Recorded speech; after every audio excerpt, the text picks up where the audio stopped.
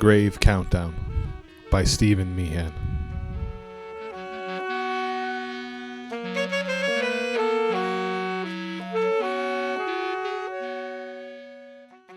Pausing backstage, Ryan pulled the bagged letter out of his coat.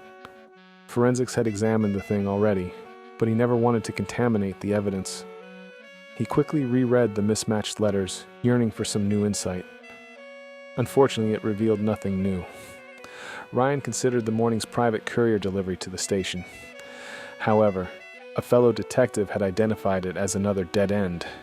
Despite coming up empty, a bomb threat kept his investigation alive. The top brass considered this to be a top priority, given the percentage of the precinct pulled into the frantic search. By the time he arrived on the scene, the initial search had already been performed, revealing nothing. However, the note specified where they searched and when the bomb was to detonate. The letter additionally forbade the police from evacuating the site or nearby structures. Failure to comply would cause a premature detonation. While some of his fellow officers thought the letter was a hoax, something about its tone convinced Ryan it was genuine. He put the note back and continued examining the backstage, wandering towards the dressing rooms. When Ryan found the first door, he was puzzled when he saw it closed. He quickly knocked and waved a nearby officer over. Was this room searched? I'm not sure. As Ryan turned the knob, he glanced over his shoulder. Check with your superiors and find out. Yes, sir. Ryan opened the door, calling out, This is Detective Graves. Is anyone here? When there was no response, Ryan searched for a light switch, flipping it once his fingertips found it. From the state of the room, he knew it had escaped the initial search.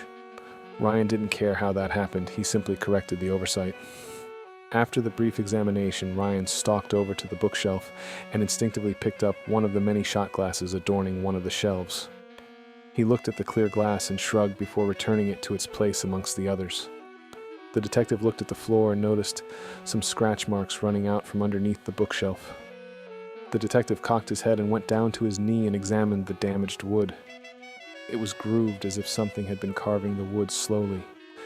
He rubbed the front edge of the bookshelf and found the offending protrusion. Ryan rose, gripping the bookshelf, and dragged it away from the wall, revealing an opening. When he examined the curious hole, he discovered the bomb, and that its edges disappeared under the drywall, indicating that it was larger than the modest cavity would suggest. He turned around to call for a member of the bomb squad when he caught sight of something swinging towards his head. Ducking down, the improvised weapon swung past Detective Graves, ruffling his hair in its wake. When his hands touched the floor, Ryan's gaze whipped up, locking onto an actor from the play.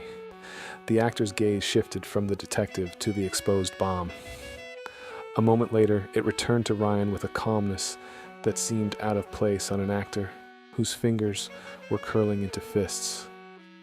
It doesn't matter. You can't stop my righteous cause. Ryan saw the imminent strike and knew he wouldn't escape it, so his muscles contracted, preparing to absorb the blow.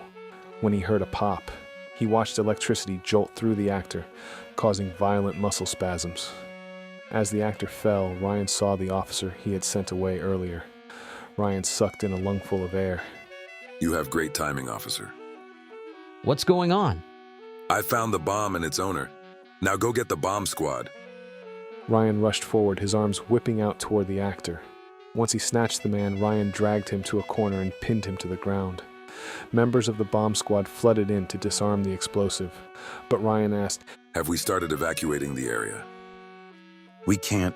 One of the bomb squad members started. Ryan rubbed his chin as he gestured at the unconscious man. We have our guy, and believe me, he's a loner. Can't risk it, sir. Ryan's fist slammed into the wall as he closed his eyes. Fine. See if you can disarm the thing. Ryan paced as he watched the bomb squad examine every exposed inch, listening to every description. He learned the device lacked internet connectivity. Thus, the bomb squad began evacuating the civilians. With the time expiring, the lead tech found the crucial pair of wires. One would stop the bomb while the other would trigger it. Unfortunately, nobody agreed on which one to cut. Ryan grabbed the bomber's head and positioned it toward his creation. Which one deactivates the bomb? The bomber glanced at his handiwork, a slight smile playing at the corners of his mouth. You can cut the black one. Ryan was puzzled at how quickly the bomber answered, so he squeezed the tech's shoulder and examined the surface himself. Specifically, Ryan looked where the bomber had been and noticed a pair of screws. Unscrew those.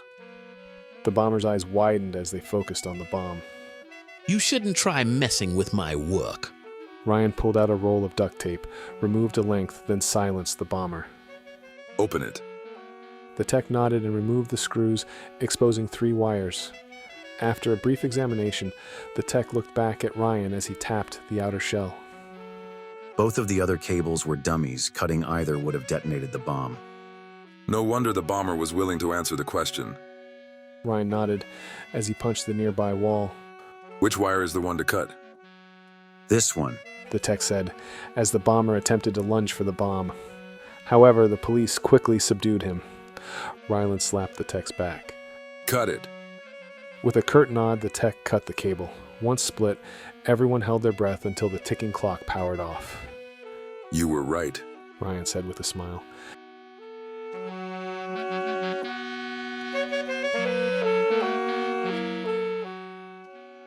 With that, our story concludes. I hope you've enjoyed today's reprieve from your daily grind. If you like the vibe, hit that like button, drop a comment, and subscribe if you haven't already, because every bit helps get this channel spread to those who require a momentary chance to unwind. I'll see you for the next tale, my friends.